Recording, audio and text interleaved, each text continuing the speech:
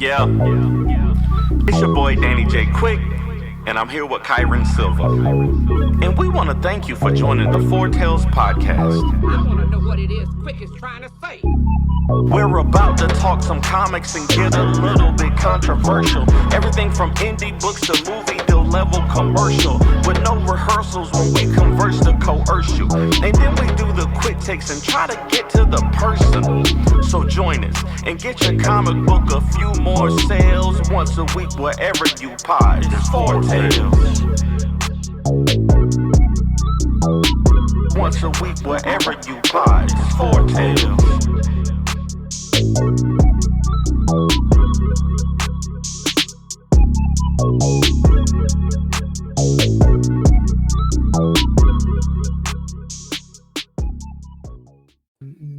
Ladies and gentlemen, boys and girls, children of all ages, towards comics in collaboration, finally, after 2 weeks with Four Wall Productions, respectfully brings to the 141st episode of the Four Tales podcast. I'm your host, Kyron Silva from Tours Comics. Across the way is the lavender wordsmith of Ace Blade, the black jelly bean of... I was going to freestyle everything else, but I can't do it. Danny J. Quick. And together we are your two award-winning blurred comic creators here to help you find your next favorite comic. We are live on Age Geekdom Network via Facebook, Instagram, Kick, Twitch, YouTube, and Danny's TikTok. So if you're listening or watching us live, thank you for your support. But don't forget to like, subscribe, share, and review this podcast. All your positive reviews, interactions help us reach a bigger audience. Danny, what's up, man? Hey, man. How you doing, Kyron, man? It's good to see you.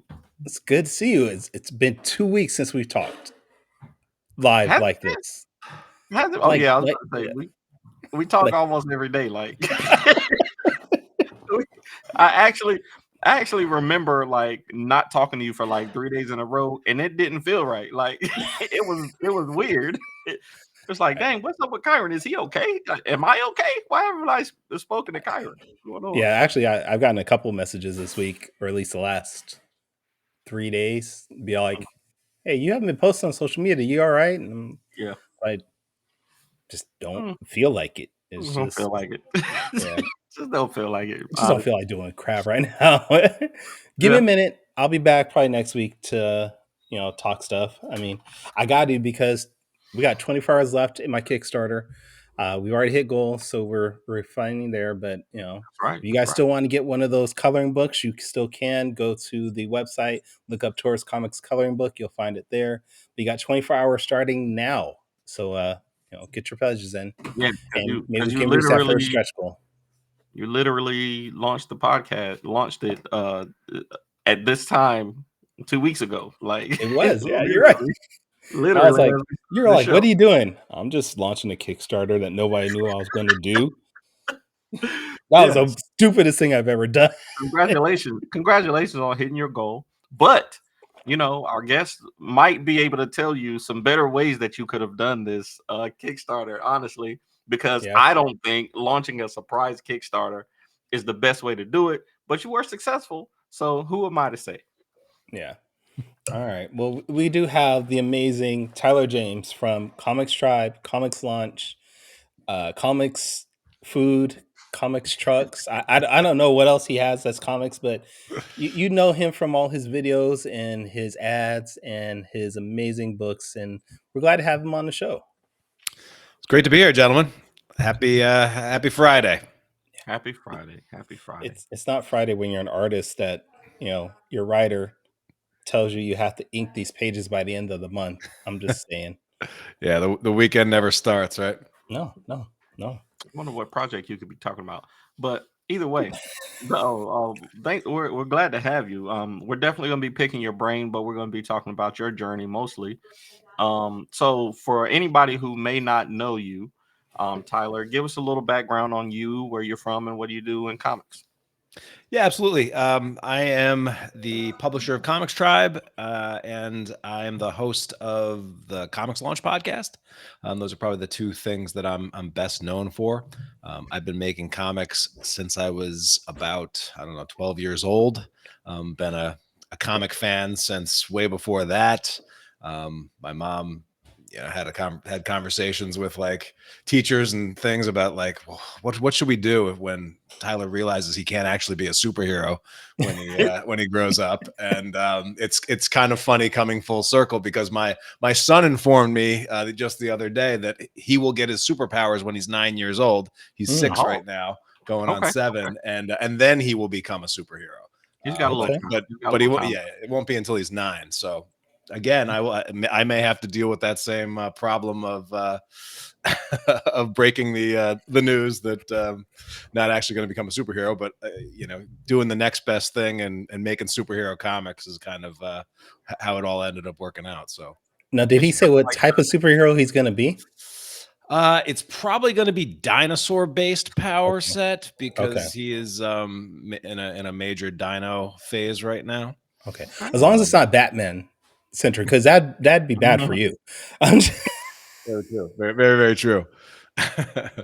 But yeah, I'm someone, I started making comics pretty early, and that was my thing all throughout middle school and high school, and this was like, pre real internet, so just kind of figuring it out on the fly. Dog ear in my How to Make Comics the Marvel Way book. I still got mine.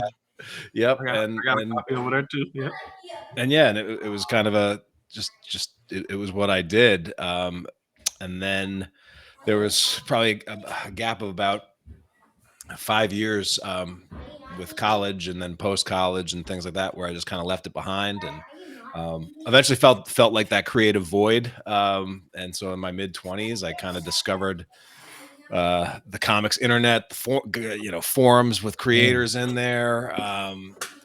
Took some classes on comic book script writing and discovered so many, just the art form had kind of leveled up, and there was a lot more than just superhero stuff that was getting a lot of traction. And so I kind of got right back into it, and have been sort of publishing and making comics ever since, pretty steadily for the last 20 years.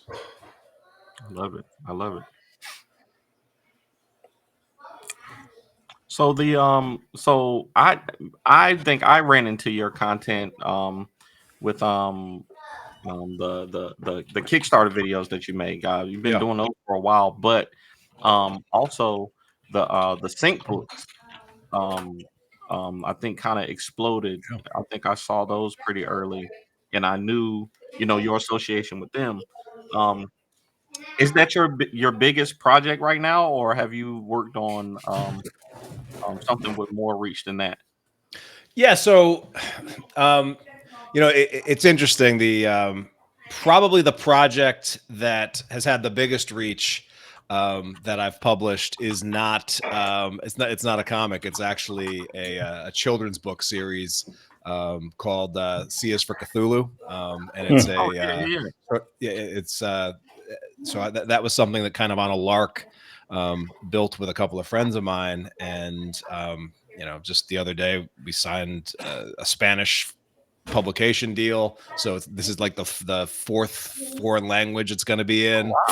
We've gone back to printing like 6 times on the thing. We just released like a 10th anniversary like expanded edition, and so like that book and that series is probably the biggest thing in terms of total reach, but it's not, a little bit outside of the comics. It's more of a children's book and children's book series. If I sound a little tired, it's because the mother, like, we also sort of do the children's books, but also expanded into plush toys and things like that. And so every year we release like a new limited batch of new toys related to like our versions of creepy and cuddly Lovecraftian characters. And so the mother load of plush toys landed today, and I've got one team that's shipping them out, but I also had to take stock of about 90 large boxes of half a dozen various plush toys, and drove a U-Haul truck a couple hours to get them into my warehouse and everything. And so, yeah, that was a lot. It was a lot of work. So today's one of the less glamorous parts of the whole publishing game is sometimes you got to go pick up 1,000 plush toys or something.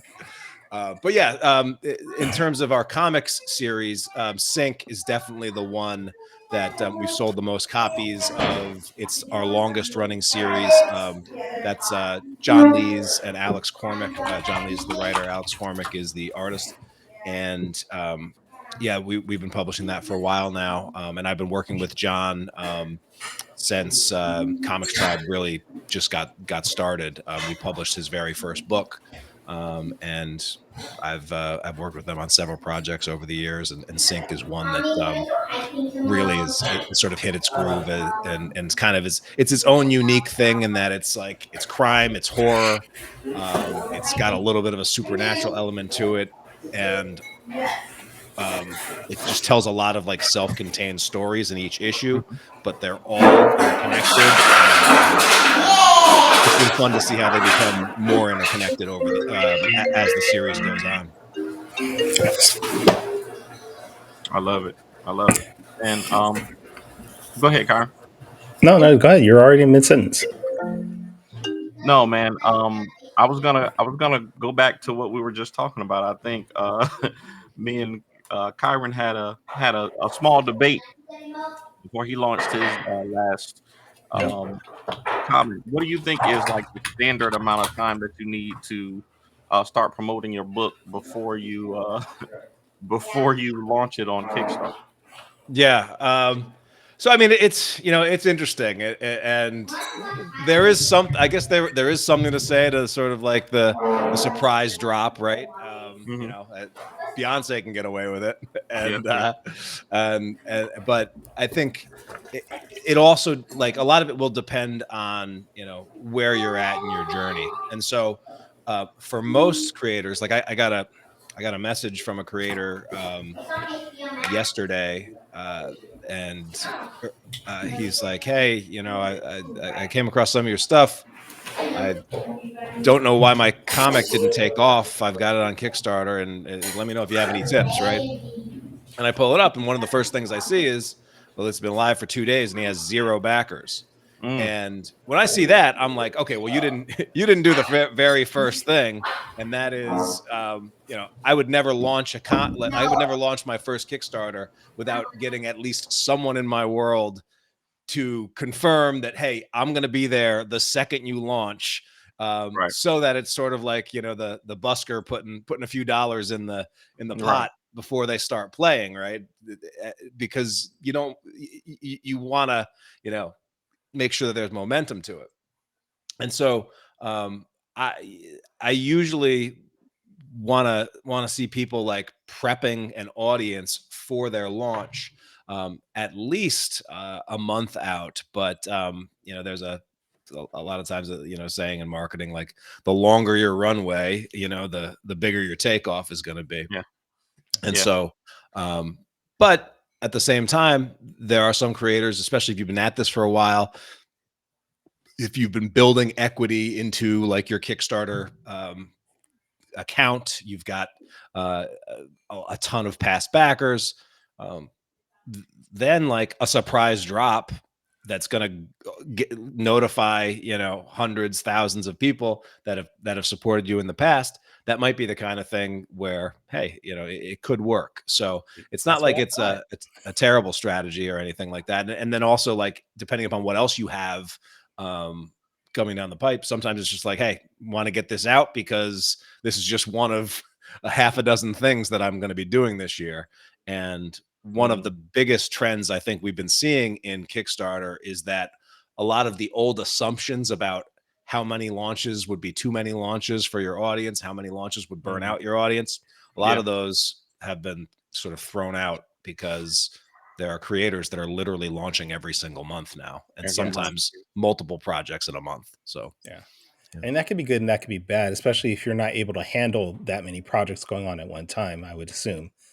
But Absolutely. Yeah. I think most of the creators that are launching with that volume have partnerships or have teams, and and because, as you know, there's so much that goes into your basic Kickstarter launch.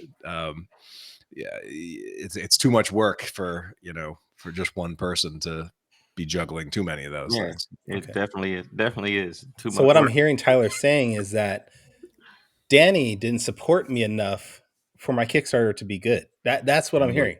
No, Danny's part no, of my sir. team. I was literally the first person to back your Kickstarter. I was your busker to literally say, "Hey, whatever it is that Kyron does, I'm gonna support it." You didn't even tell me about it. You didn't. I talk to you every day. We already said this, and you didn't tell me about the campaign until it was launched, and I still supported you. So don't even try that, sir. So again, Danny was the reason my Kickstarter didn't blow up so much. As I mean, I funded, I was fine, but no, Yeah, you got fun. I made a mistake, and it was a little bit like you said, Tyler, where I had a lot of projects coming up, and I just wanted to Yeah. get this done, get it Yeah. out the way. There was a little bit of hubris in it. I was thinking, hey, maybe I can just drop this thing and see how much my fan base really will support me. Yeah. And yeah, as creators, we learn these things. We learn what works, what doesn't work, and hopefully we grow from it and next time do better. Yeah, yeah. I think, the fact that Kickstarter has rolled out things like pre-launch pages has has made it so that people do have something where they can, hey, I can set a specific target or a specific number, and and set goals around how many people are following my page even before I launch. And so I think I have seen more creators that are like, all right, I'm going to submit my project for review, but I might not be planning on launching it for a month or more now, which wasn't always the case, I think. And so so those pre-launch pages can be very effective, but at the same time, if you've got a big pipeline, if you've got a lot of projects coming, sometimes it's like, all right, it might not be the best launch day, but you still have, the however long you're going to run your campaign for to beat the drum about it. So, Now there's always been those, I don't want to call them myths because maybe they are real, but there's always been those things like, if you launch on a Tuesday, it works better. Or if you launch during certain times of the day, you have a better chance of funding. Do you follow those trends? Do you actually believe in those things, or is it just your preparation more than anything? I think a lot of that stuff. I mean, there's reasons behind it, and there's data behind it, and then some of it is also. I think if creators launched on a Tuesday the last time, we are creatures of habit. We also are very superstitious, and so like most of my campaigns have launched on a Tuesday, and most of my campaigns end at Friday on a midnight. But I've actually, I think I'm at 37 Kickstarter campaigns that I've managed with for myself and for collaborators that I've worked with. And I varied that start date, I varied that end date, and they all kind of work out. So, Tuesday does tend to be a pretty popular day, but my advice is, the best time to launch is when you're ready to launch and when your audience knows it's coming, and your audience is excited about it. You're ready to Audience back. knows it's coming. That right there, what you just said. I think we can All right, we don't need Danny anymore. He's just Oh, we can close the book on that debate. They got a vicious mute Yeah, button over here. that's how he does. I just I get him back by taking 2 weeks off. It all balances out. No, no. But no, I think that's great, man. I think social media has changed so much in the time that I've been on here. And crowdfunding, especially, like, really, when I started making comic books, there was only the two sites. It was really only two sites to go to if you were serious about doing crowdfunding. And now there's a bunch of them. so many. Yeah. And depending on who your audience is, sometimes one might be better than the other.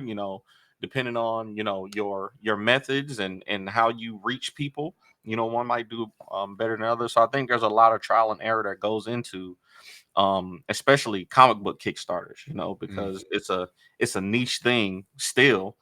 Even though there's some big names on there now too, like even the smaller studios, shoot, the big two have done Kickstarters. So Yeah. I just think that you have to, like you said, you gotta figure out what works for you. And that might take a little longer than you want it to, but then you also have folks like you that you can go to, and people in the community that you can lean on for that information. So is that why you started the Comics Launch brand, or is it?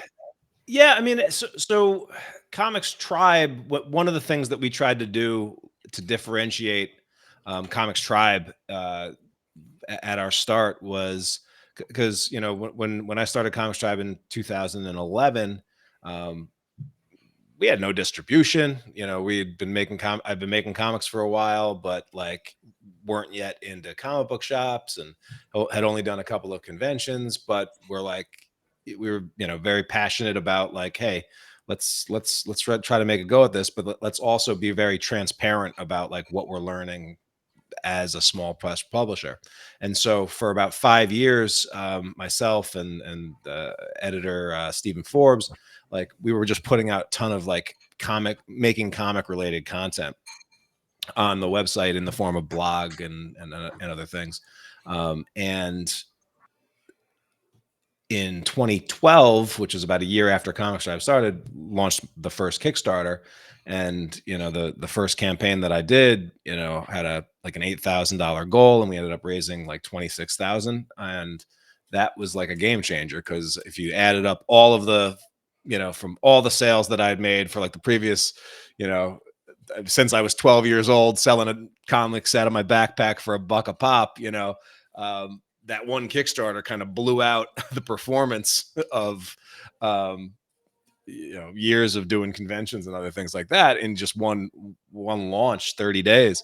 And so there was a lot of interest of like, hey, how'd you do this? Or because the time I launched, like I had only backed one Kickstarter that actually funded. Like Wow. most of the projects weren't funding, and they were failing pretty miserably. And so I started on the Comixtribe blog, writing a lot more content around Kickstarter and things like that, and then continued to launch, and it continued to work, and continued to come up with new strategies and things like that. And but I sort of, and then our books were getting distributed into Diamond and getting reviewed on all the sites, and some of our reviews are actually pretty darn good. Working with people like John Lee's, launching books like some of the books even before Sync, we're getting really rave reviews. And I sort of realized as publisher, it's like, oh man, I think our books are now better than the sales for these books. So I went on like this blitz of, all right, I'm publisher, like that's my job. Like I need to triple down on marketing and how to get this stuff out there. And so I did a deep dive and started, reading marketing books and listening to all these marketing podcasts and things like that, and just kind of really got sucked into the podcast world. And it's kind of like comics. You read enough comics, eventually you're going to try to make one. You listen to enough podcasts, eventually you're like, hey, why don't I have a podcast, right? I like to talk about stuff. Yeah, I got opinions. But I was like trying to combine the stuff that I was learning in marketing that I was applying to comics, but then I also wanted to apply it to the podcast, where I'm like, all right, I'm not going to make just another comics podcast, because there are a lot of them, and so I really wanted to niche down and say, all right, well, I would never be able to make the best podcast on creating comics, but but I could be the number one, like in 1 week, I could be the number one podcast in the world for comic book crowdfunding on Kickstarter, because there were no podcasts in comics. But you know what, so that's what I did. And I'm like, all right, so I'm going to focus on the crowdfunding, and we'll do this. And then also there was a real mission around it, because at the time I launched the Comics Launch podcast, more projects failed than funded. And having, and you guys know, like the amount of work you put into a launch and like how vulnerable it feels to hit that launch button and be like, is anybody going to like this? Are people going to come? And all the anxiety and everything that goes into it. And then getting outside your comfort zone and telling people about it and doing all the other stuff. Like, so the stuff, by the time I launched that podcast, I think I'd already done like about $100,000 in funding and had about 5 or 6 successful launches, and in different sort of styles of books, hardcovers, single issues. The children's book series was a big hit. And so I'm like, oh, this is a pretty replicable process. And then also but as someone that's not necessarily a systems guy by trait, like I'm like, oh, I can't keep reinventing the wheel every time I do this. Let me systematize how I approach like starting from scratch to getting a project funded, because I was doing different projects with different teams, in different sort of genres, in a couple different categories. But the basics of how you start from zero and go to fully funded, it's pretty similar. So I started focusing on the systems and teaching a lot of that stuff on the podcast. And then eventually was like, all right, let's, there are people that would be interested in going like a step, deeper. Let me see if I could put together like a comprehensive start to funded course that people could go through. And that sort of became the back end of the Comics Launch podcast, to have a course, some coaching, and a community behind it that could help support and fund it, and eventually that became when I left my I'd been sort of doing the building Comixtribe and doing the Comics Launch podcast as sort of like a side hustle, outside of working 9 to 5 at a pretty standard day job as an educational game designer. But I sort of had the opportunity. It was a good time to sort of part ways with the company that I'd been working with for 9 years, and just try to make this full-time publisher, Comixtribe Comics Launch venture work. And I've been doing that ever since. It's been, I think, about 8 years now. So, wow. We have a comment here, or a question, I should say, from Chuck Pino. He says, what is your personal favorite duty when creating comics? What is my personal favorite duty when creating comics? I mean, I love working with really great creators, and then like coming up with a concept to like push them to take things up a notch. I think I'm pretty good at just finding concepts and hooks that make the stuff that we offer unique. So some of like the deluxe die cut hardcovers that we've done have used some pretty innovative things. I think the best thing about Kickstarter for an independent creator is, with the power of crowdfunding, you could actually score the funds to make like the kind of books that previously only like the highest end publishers out there could be able to make, because they'd have to sell 2,000, 3,000, 4,000 of those copies to pay for it. Well, with crowdfunding, you only really need to sell 300 to 500, and you can make like an ultimate deluxe hardcover with the foil stampings and the vellum, and as creative as you can get it.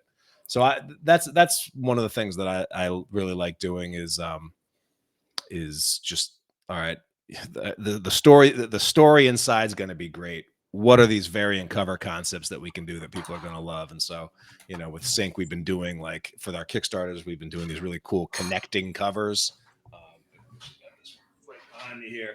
So this was an Alex Cormack. Hold on, let me print. see if I can. But this is so for the last release, this is actually 4 covers that or each of the variants. And Yeah, and turns out when you offer a collecting cover series, a lot of the diehard collectors will get all 4 of the covers. That's a good idea. It I really got helps. this Western comic that a connecting cover would go great with, even though my artist has already done 4 covers for it. Literally, I've drawn 4 covers Only all 4? last week. Only All 4? I drew them all last week too. And they're all good. Yeah. I'm like, man, I want to use all these, but a connecting cover, that's a great idea. You're only on issue. We're only on issue 2. Hey, don't worry about that. Don't worry about that. We Yeah. got to do something for the collectors. Yeah. So coming up with those concepts it has definitely been something that I particularly like. And then I've just the last Kickstarter I did wrapped last month, which was called Oxymoron Killing Time. Mm-hmm. And this was an anthology, but I wanted it to be like a cohesive anthology, which is kind of a little bit of an oxymoron there. But it basically tells a complete story from start to finish. But there's like a total of 40 plus creators that are involved, and so, but it does tell one complete story.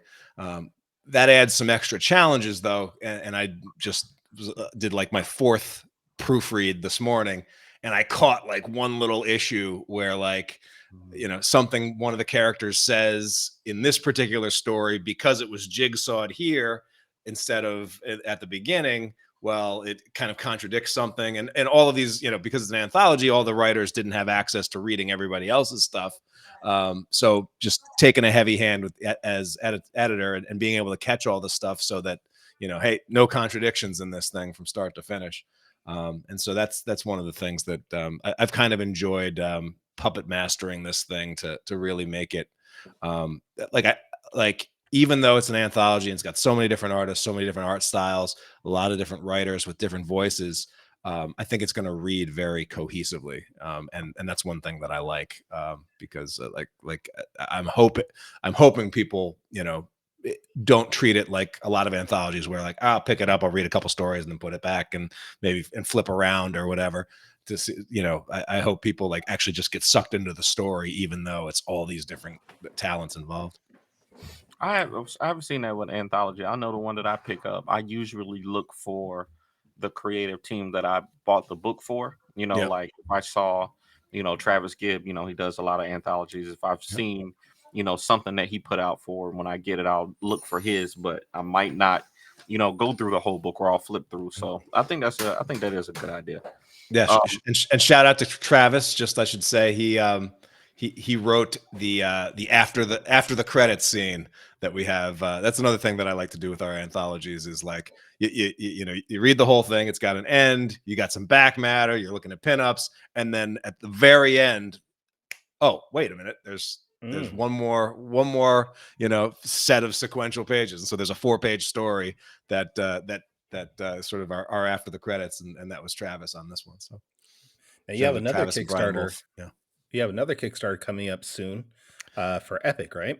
Yeah. So Epic is a superhero teen action comedy that I do with a great artist named Matt Zollman, and we've got the 5th issue will be coming out soon over on Kickstarter. So I'm excited about that. Matt's been working hard on the inks and on the pencils and inks, and it's fun. That was a project that lay dormant for a while, but Matt's back at it, and excited to be drawing more people in capes and tights punching each other, and that's kind of what Matt Diggs doing, and we're having fun with it. I love it.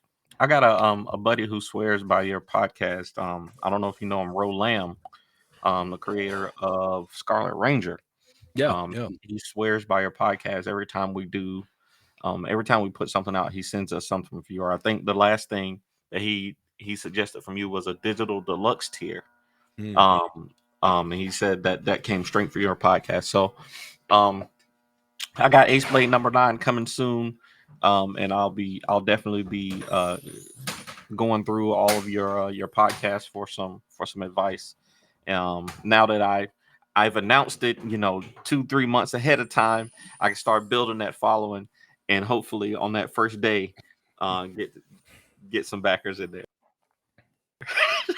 Yeah, well, I'm sure Kyron will be there, right? Nothing to say. Right? No, I'm not going to be there. This will be the first Ace Blade I don't back because he's an asshole.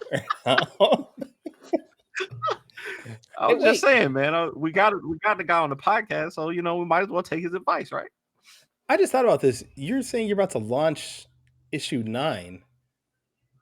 Yeah. I haven't seen issue 9. I'm your editor in chief. How have I not seen the book that I'm supposed to be editor on? You have access to all of this stuff. You have to look, sir. You know what? We're gonna get on a call. We're gonna get on a call tomorrow, and we're gonna talk about this, man. Me, Brian. We need to discuss things. I just sent Brian the script of number 10. I just sent Brian the script of 10 today. Anyways, so Tyler. There's going to be a comics collaborators therapy podcast that we'll get you guys booked on. Work, right. Work some of those issues in the trust tree. We gotta do it. We gotta do it for sure. Right. So we have a couple more minutes before we do the quick takes, which will end our show. But I do want to go back to a little bit what you were talking about before, because you said you started with Comixtribe in 2011, and if I'm not mistaken, I think I caught wind of your books in like 2012, maybe 2013 from Free Comic Book Day. So how did you go from 1 year just starting off to already pushing out stuff through Free Comic Book Day, around the nation? Like, how did that go about? Yeah, I mean, that was pretty cool. The ability to do a 50,000 copy print run of one of our books was definitely an interesting thing, and also a big lesson in like scale and things. So, but a lot of that is like a lot of that was timing and where Diamond was at that time. But so the Kickstarter in 2012 was very, very helpful because it solved one of the problems that I think a lot of creators face when trying to like level up their distribution is, when you put a book out through Diamond, you have, and especially if it's going to be like a series, which is what they usually want. Sometimes, you might have to solicit and then print 2 or 3 issues of a series before that first Diamond check comes back your way. And so unlike the Kickstarter model where the creator gets the funds up front and then they can use those funds to pay the printer and pay all the bills on the back end, Diamond will give you an order and then you invoice them 30 days, and they'll pay usually 30 days or so after they receive the books from you. And so the nice thing about having that Kickstarter and that first Kickstarter that kind of overfunded and did pretty well is that we had some money in a bank account for the first time as a comic book creator. And that allowed us to sort of scale up a little bit. It's like, okay, well, there's enough money here to print these books, but we also, while we're waiting, we can green light getting into Diamond and getting some of these books, these other copies printed, knowing that we have enough in the coffers to float and keep things afloat for a while. So that was big. And then with Diamond, the nice thing about Diamond with their Free Comic Book Day program is that they do open it up to any publisher within their network can submit a book and apply to be a part of it. In the early or when we were in it in 2013, 14, and 15, they accepted, I think, between 50 and 60 books, and the event was getting bigger and bigger and bigger. In recent years, they've pared it down, so it's actually a lot more difficult to be accepted. But they've also tried to be more discreet about having most of the books be family friendly and things like that. So I believe it's tougher to have a book accepted for a free comic book day now, but it still happens. There are still creators that are able to get books in there, and the cool thing about it is, and that most people probably don't realize, is like when you're printing 50,000 copies of a book, the cost per book gets to be around 13 cents, 13 to 14 cents. And Diamond would buy them for 20 cents. So even if you're making 7 cents per book, it was still like it was breaking even or doing a little bit better than breaking even at that volume. And so it also wasn't like we were going into the hole massively to produce those books. Did have to have a I mean, it is still had to have room on the credit card to to Right. float 13 grand or 15 grand or whatever it was for that print run. But the other nice thing is, like, the most of the books were being printed by the same printer. And they sort of had it so, like, we're going to print with them, and they're just going to ship all the books to Diamond, like, together. So there was some ways to save a little bit, so it was less difficult than it might have been otherwise. Yeah. But yeah, but so that was a kind of a cool opportunity to just get a massive amount of our comics out there into the world, and see pictures all over the internet, and people talking about it and taking pictures. And we try to do some cool things, like put a contest in the backs of some of our free comic day books to also build our email lists and other things like that. So did a lot of experimenting with that, but definitely a great opportunity to just get a wider reach, tapping into that event. I love it.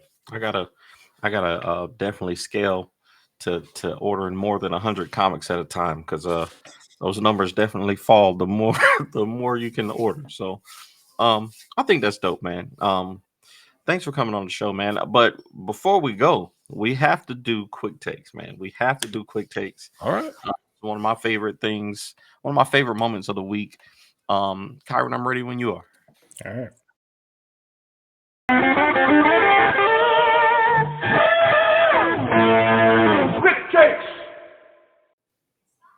Yes. Quick takes. So, if you haven't seen the show before, Quick Takes is a rapid Q&A section where we grill our guests on their deepest, darkest secrets from the internet. Yes, we've been stalking you all week, and we found all your dirty secrets, and we're going to ask you about them right now. No, I'm just playing. We're going to ask you some questions, and you got 45 seconds each to answer them off the top of your head. And hopefully these questions get our audience to know you a little bit better. Okay? All right. Question number 1. I saw a post from you the other day, and like Kyron said, a lot of people have been down these past couple of days for reasons. And the post that I saw from you was very hopeful. You were talking about how extremely blessed you were to be a dad, and how that gave you a positive outlook on life. So my question to you is, how does your positive outlook help you in comics? I mean, we as comic book creators are kind of silly, crazy people, in that most people don't like most people in our lives don't really get why we do what we do and how we do it. But we have to literally believe something before we see it in order to make it happen. And the ability to, like, get that initial kernel of a brilliant idea, and then do all the work and all the tough work to actually get it through all the stages into book format. You can't do that unless you have either really thick skin, or just a strong positive bent towards seeing it through. So yeah, it's crucial. Absolutely. Great answer. Okay. Question number 2.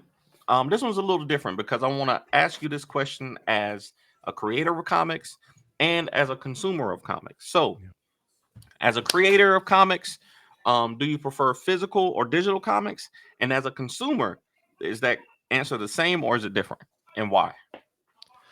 You know, I would have thought by now that digital would be my primary thing. And I think for a while when I had when I had an iPad, and Comixology was like in its heyday, or like digital was cool, but 95% of the comics that I read nowadays are still, in print. And I don't, much to my wife's chagrin, who wants to install a one book in, one book out policy for all books. But yeah, I'm still a print fan, man. I love it. Yeah, me too. I don't know what it is about physical comics. Like, I know I don't have enough space for all these books, but I just keep buying them. But I am. See, this is all right. So this question is 2.5. So I am now, because of Global Comics. I don't know if you've heard of Global Comics, but Yep. I have started actually reading a lot more digital comics because of that platform. I think they have a pretty good app for comics, and it's been like, just in a short time, 45 days or so that I've been on there, I've read a lot more digital comics.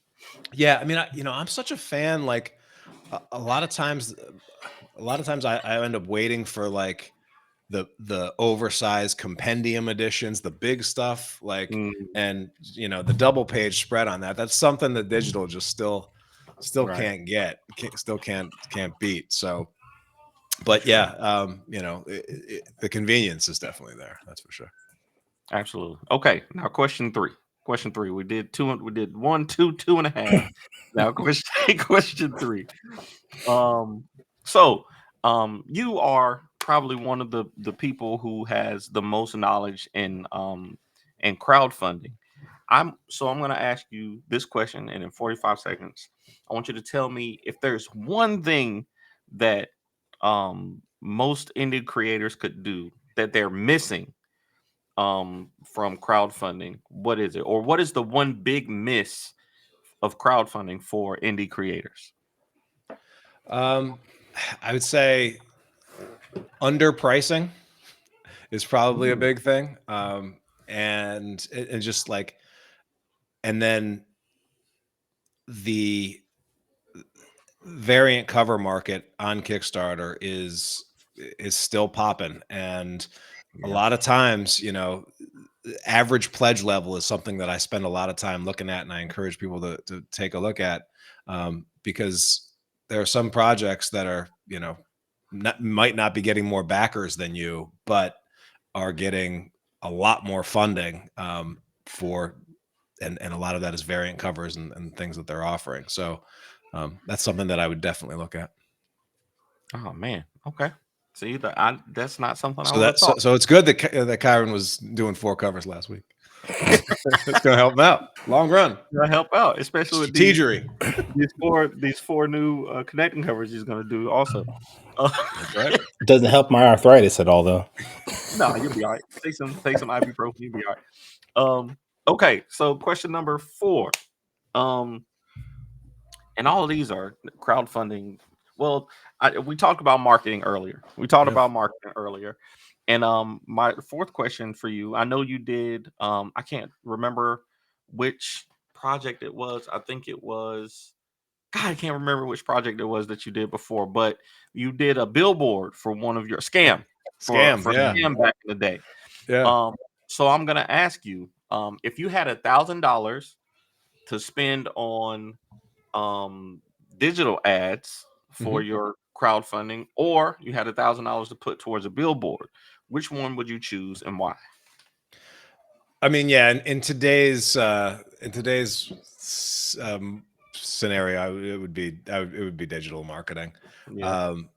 The cool thing about like, we were looking at billboards, or we were looking at like the various big comic news sites, your Bleeding Cools, your Newsaramas, a couple other things. The nice thing about the billboard spend is it costs actually less than it would to take out like 1.5 of those sites. And we still got covered by all of those sites, because who the hell puts up a billboard in Vegas for a comic book?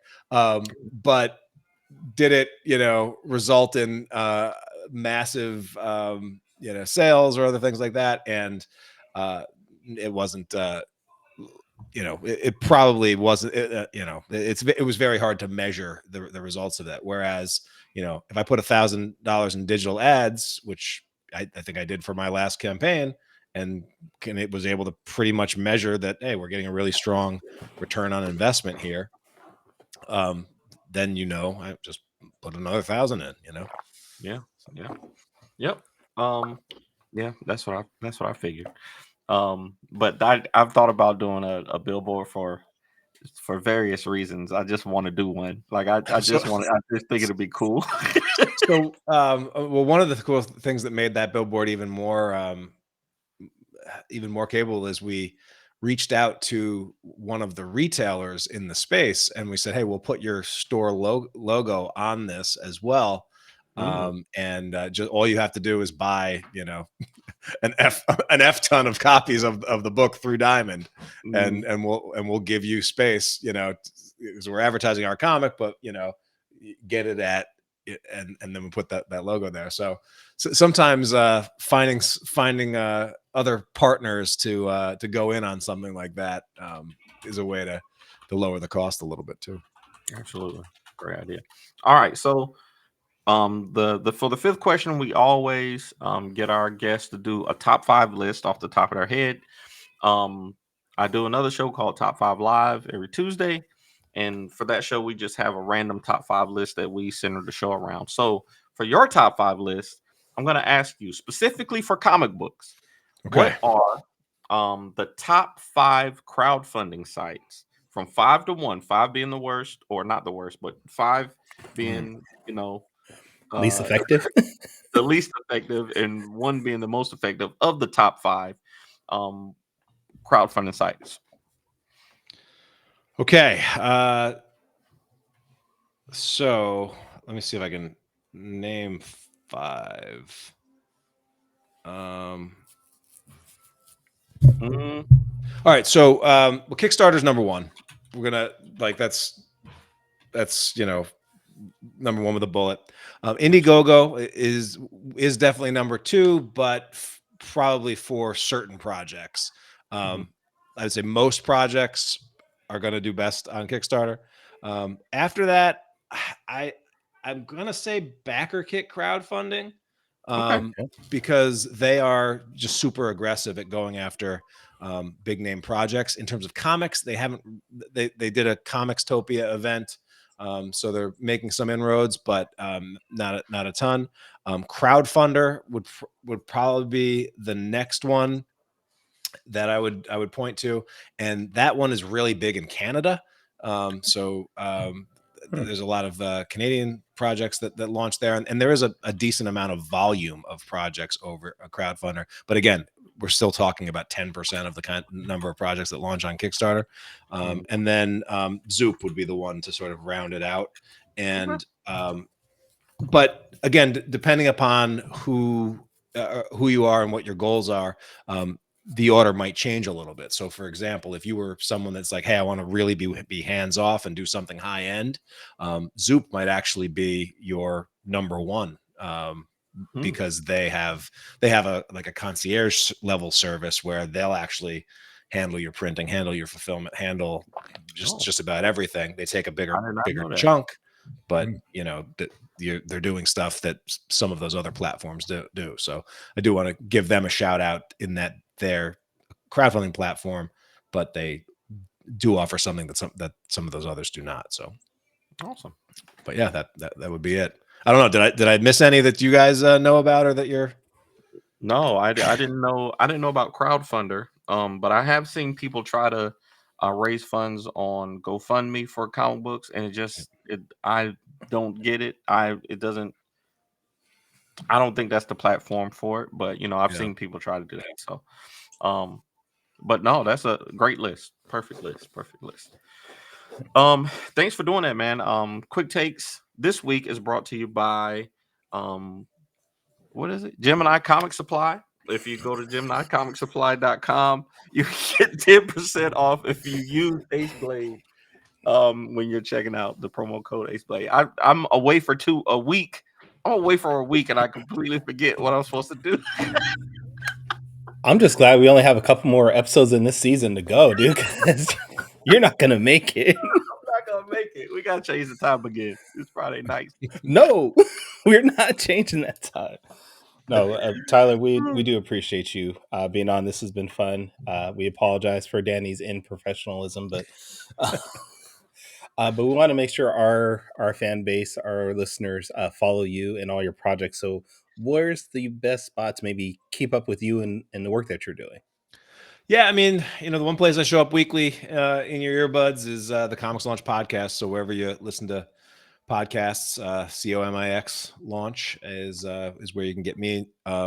There's also shop.comixtribe.com if you want to check out some of our books. And yeah, I don't even know where I'm showing up and what I'm doing on social media these days. I think a lot of people are in the like, we got to reevaluate our whole presence in life and approach to just about everything.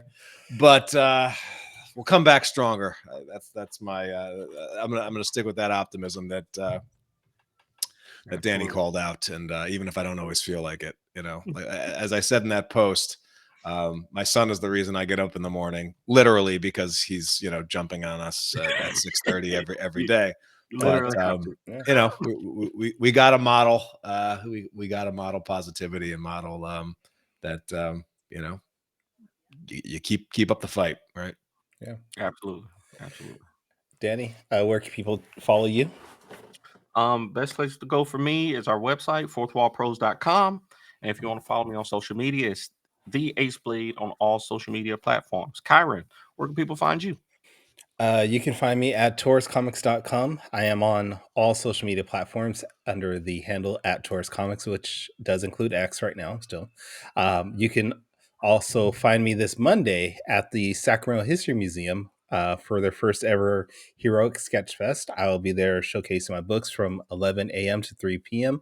I will also be part of their panel, talk about character development. So if you guys are in the Sacramento area, come on down and check it out. It's free with admission to the museum. Do you have a question, Danny? You look like no. I was going to say before we go, shout out to any veterans out there. It's Veterans Day weekend, so we want to thank you all for your service, and hope everybody has a great weekend. And join us next week where we will have Imani Latif here, which we're going to talk about journalism in comics. So it's a little bit different than what we normally do, but I think we're going to have a good time. But until then, sayonara, goodbye, and everyone, please take care of yourselves. I